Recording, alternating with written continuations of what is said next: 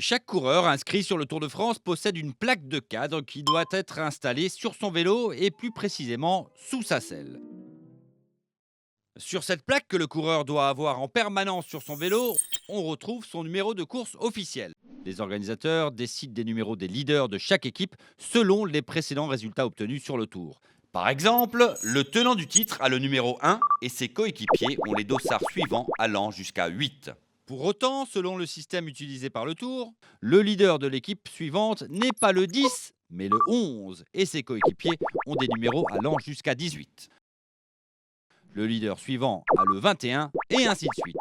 De cette façon, les leaders désignés des équipes ont toujours un numéro 1 et sont ainsi plus facilement identifiables.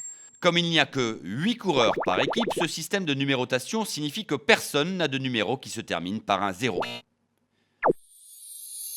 Avec 22 équipes dans le Tour et un total de 176 coureurs, le dernier coureur en termes de numérotation porte le 218.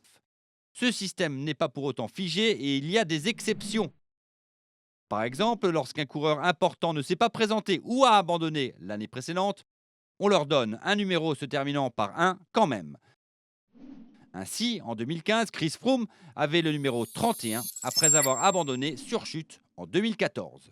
L'autre information essentielle inscrite sur la plaque de cadre est son nombre de victoires d'étape obtenues sur le Tour de France.